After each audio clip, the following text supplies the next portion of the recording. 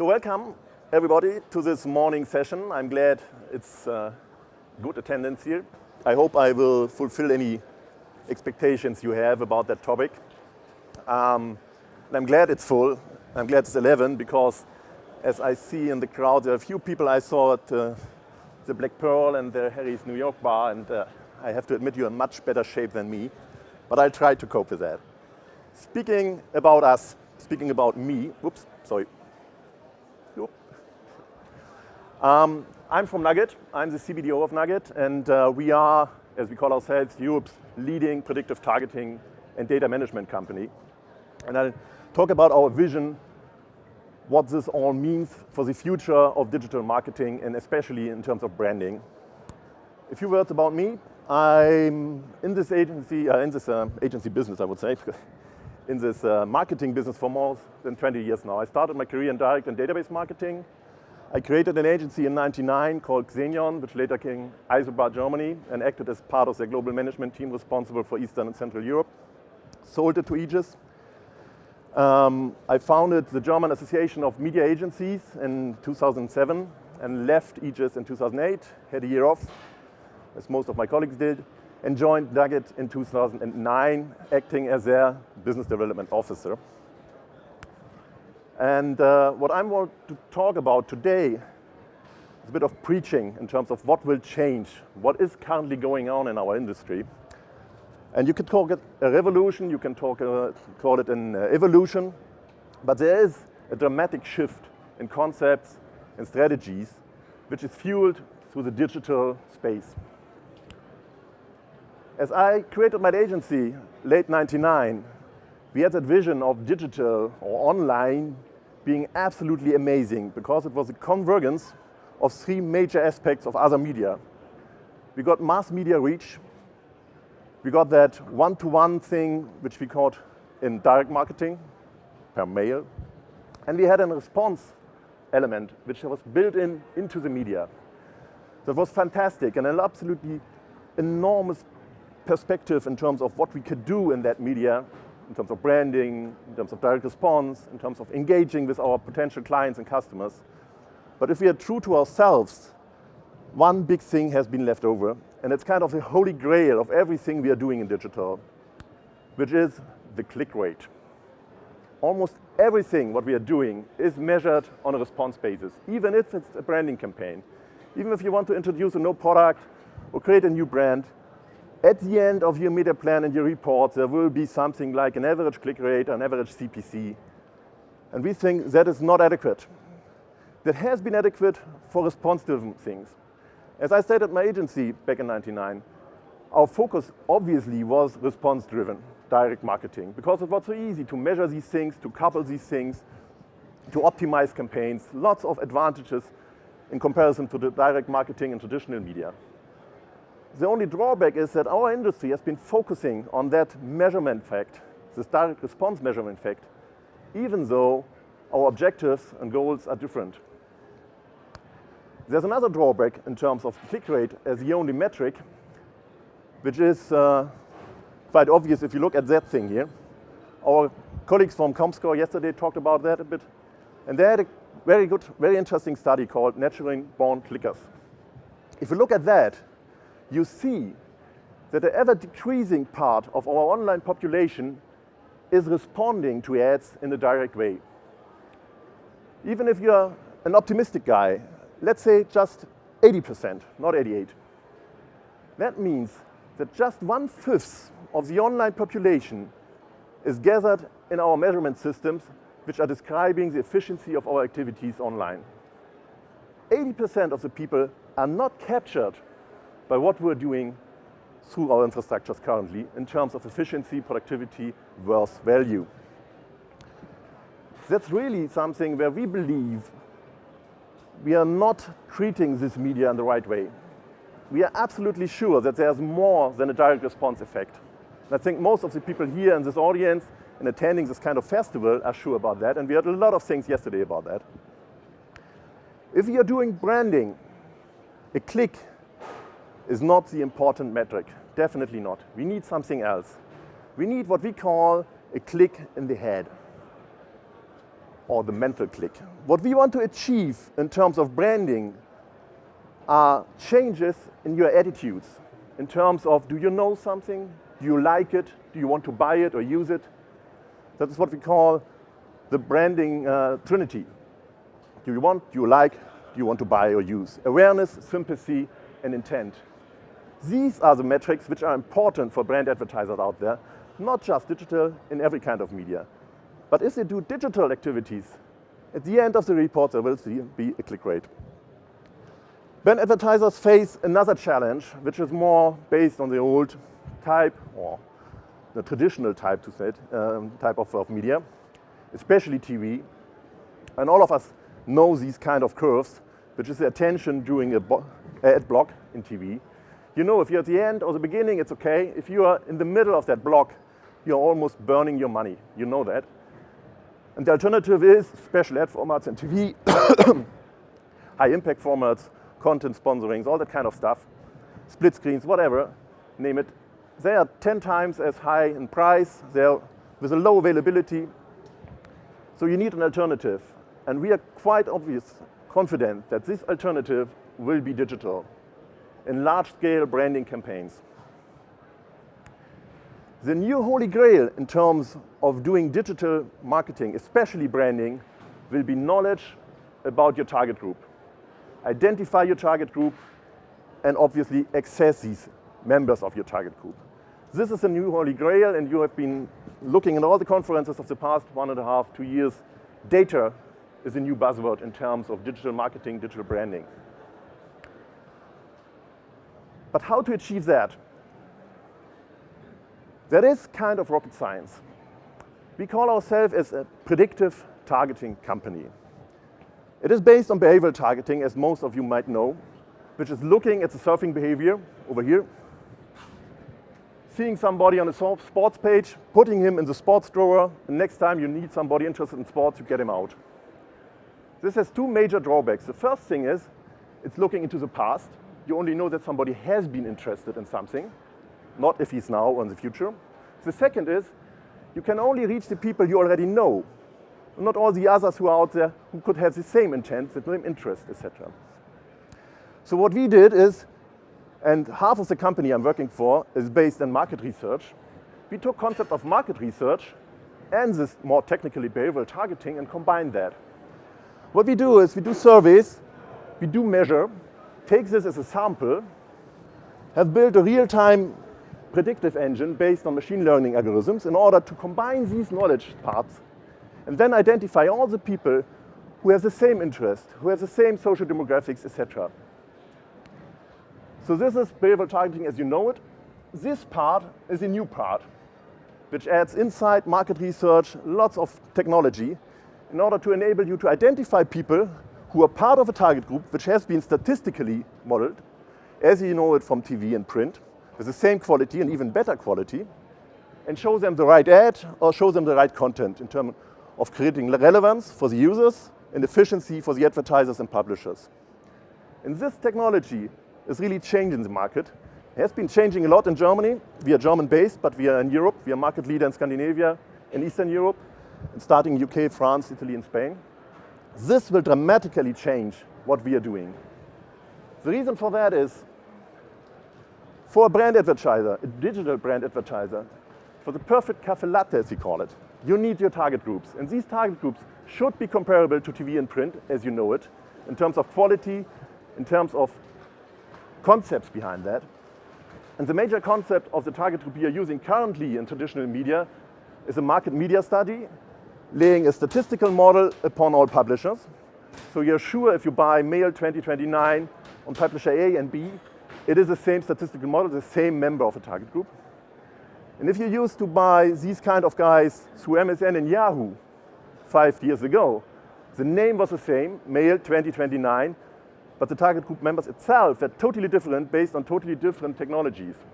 Nowadays, with this kind of technology, you can be sure that your target group is a cross-vendor, standardized target group based on the same statistical model.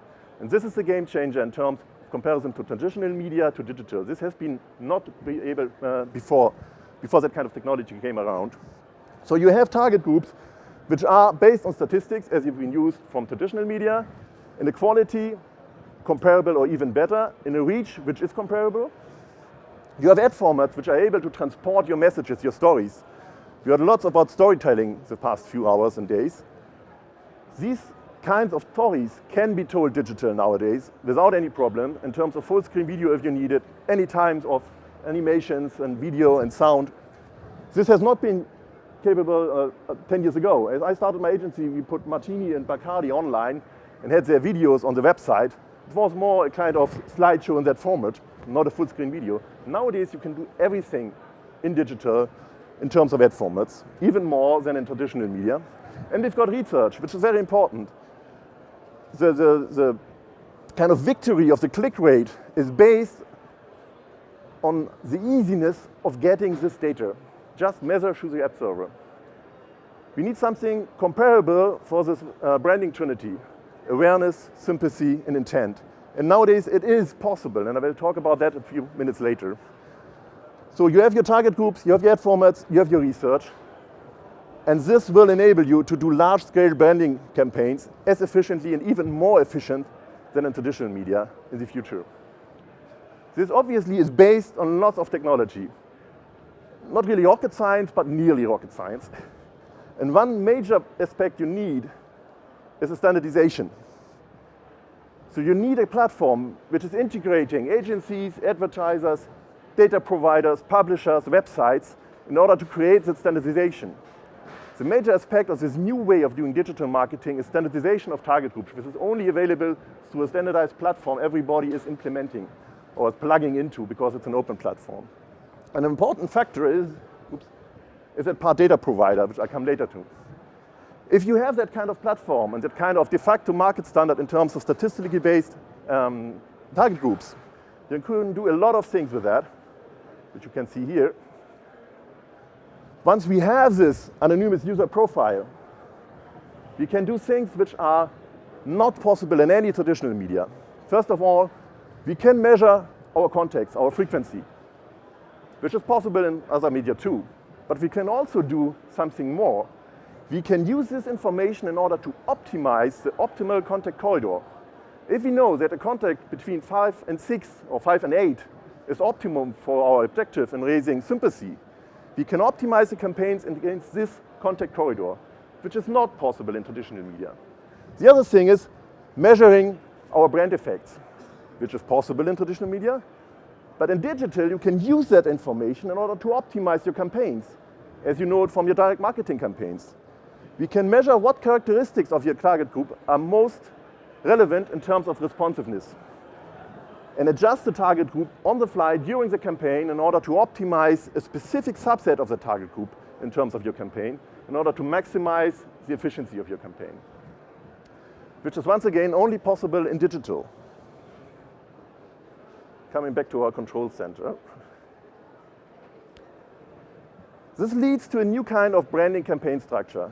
As I left my agency 4 years ago, we did branding campaigns online, definitely.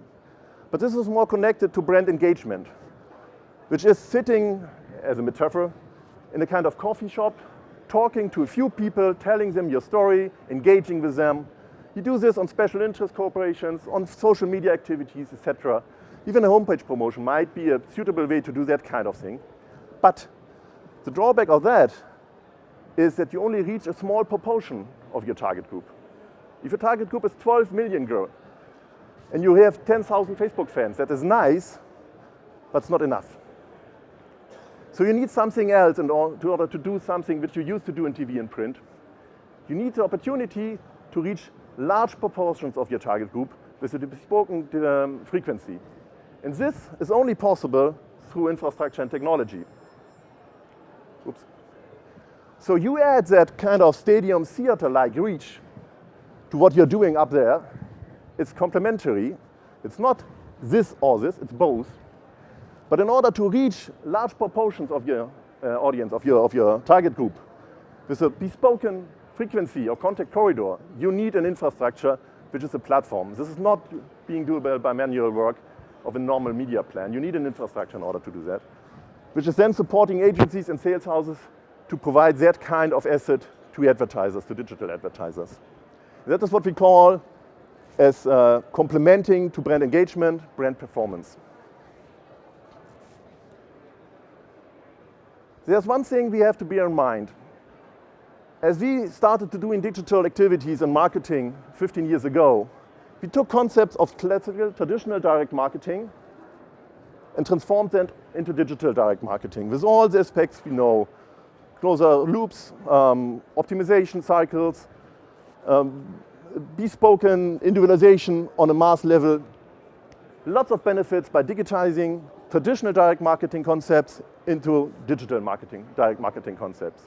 What we are doing now is taking concepts from traditional brand advertising, like a statistically based target group, GRP concepts, branding trinity measurements, metrics like awareness, sympathy, etc., and transporting them into the digital area with lots of benefits. Just in that way. There is sometimes the wish to go that direction, to come from digital direct marketing into digital branding, which is currently not possible in terms of technology, in terms of legislation, privacy issues, etc. Here, we have a short-term effect in terms of response. Most of the times we know the people we are talking to on a one-to-one basis in terms of email marketing, etc. Here, we have mid to long-term effects in terms of changing brand values, etc. We do not speak to a single person, we speak to a group of persons with the same characteristics, etc. And this difference is something we have to bear in mind if we are doing these kind of things. Maybe in 10 years' time, with evolution in terms of legislation on European law, for example, in terms of technology, etc., this will be convergent. But nowadays, we should be more than happy having all the benefits of taking traditional concepts and digitizing them. That's something you have to bear in mind if you're really doing that kind of stuff. And I'm happy to answer questions about that later on in our question part. The benefits, as mentioned before, are, for example, contact class optimization. There's this buzzword of frequency capping around in our market, which means avoiding too much contacts. That is something which is true, especially with a direct marketing perspective. In the old days of my direct marketing career, we had a kind of golden law. If you show somebody a price 3 times, you don't have to show it a 4th time. He will not buy. So avoid these kind of contacts. In terms of branding, there's the other kind of waste of reach, which is far more dangerous, which is this part. You need a minimum contact doses in order to really transport your message. And if you know that contact doses is 3, for example, contacts of 1 or 2 are a waste of reach. And if you look at that chart, which is the standard contact distribution of an online campaign, this part is far more dangerous, far more waste than this part. What we can do is not build something like this, obviously not. This is technically impossible, but we can do something like this. Getting more reach in your wanted corridor and decreasing the reach, which would be waste. This is only possible through a statistical model predicting the odds of reaching somebody 3 or 4 times within the campaign duration on the associated publishers. This is prediction. It's once again a statistical model built into the infrastructure which enables you to do that kind of optimization in terms of context. For example, large advertisers like L'Oreal exploiting that for 1.5 years now. Another advantage is ad-hoc market research. You do market research, you measure your brand effect of your campaigns. Show all these guys here on this display. But imagine if you could do that during the campaign, within the campaign, using that information in order to optimize the campaign, and having a reporting, which some of the advertisers using our technology have, which is not including click rates and cost per click and all kinds of stuff. They're including raise and awareness, sympathy and intent, and a metric called cost per awareness branding, cost per sympathy branding, cost per intent branding. These are the metrics relevant for branding advertisers online. And the ability to measure that kind of effects as easy as a click rate enables them to change that kind of metrics to the one which are really adequate for the goals and objectives. So easy questions. Do you know? Do you like? Do you consider buying, using, whatever? And last but not least, bespoken target groups. normally, most of the time, we got briefings stating a target group male, 20-49, interested in sport or finance. So these are standard demographics, product interest, everybody is using. This is based obviously on the old concept of having a market media study, mapping target group specifications to placements or content. What sometimes happens is that a company has own typology of target groups, for example, Sony Compass target groups. These are then mapped to social demographics and then mapped to placements, and that is media planning. What we can offer to that new kind of technology is, if something is modelable in a statistical model, we can offer that as a direct access to the members of that kind of specific target group. So we can have interest, product interest, content affinities, consumer profiles, what do they buy, milieus like CINOs, all things which you are using on the fly now already, media usage, and as advertiser or agency-specific target groups. What we can use is surveys, measurement tags on your sites, etc., to build a bespoken target group with a consistency within your strategy, which is then available on the publishers taking part in that kind of infrastructure. Without the necessity to map that through social demographics and into placements, you can access a member of these target groups built on your own typology directly through the infrastructure, which is a major benefit in terms of waste, which you are avoiding. And this is obviously connected to data, which has been one of the buzzwords on the conference, or the last conferences of half a year now. And the important thing about data is, traditional data is on a one-to-one connection, more direct marketing based, with efficiencies in terms of response rates, etc. If you do branding, you need something else. You need a large part of your target group, which is only identifiable through a predictive engine, as mentioned before. With a statistical engine behind the infrastructure, you are able not to reach the 10,000 people you've seen in terms of behavioral targeting, but the 150,000 or 1 million people who think the same, who need the same, who will be part of your target group, which you don't know by now on a one-to-one connection. And most importantly, let me go here, because my time is running up. You have to consider that everything that you are doing on that kind of infrastructure will be under legislation. Especially here in Europe, there is a lot of activity around that. And we are quite proud that we are currently the only company with a sealed technology around that. Just imagine your company, your brand, taking part in an article with a data protection disaster. You don't want that, definitely not. So if you are using that kind of technology, please look at the supplier, the provider you're working with, and make sure that everything which is done there is in line with European or national legislation, because there will be something under very close observance of the local legislation entities in your countries. And the founder of nugg.ad, for example, is the chairman of the IAB Privacy Committee. So we are doing active lobbying in order to support our industry to being able to do all that kind of stuff. And it's very important that we adhere to all the things these people in Brussels say we have to do, because once we are breaking the laws of what is currently accepted as being good, we'll be in big trouble. So importance is to really apply that kind of self-regulatory environment. In terms of is it science fiction or is it happening? I can tell you it is happening. Lots of brand advertisers out there started using that. And we are quite proud to tell you that none of them has stopped using it. You see brands like Kellogg's, L'Oreal, HP, all kinds of industries using that to support what they really want to do, raising awareness, sympathy, and intent.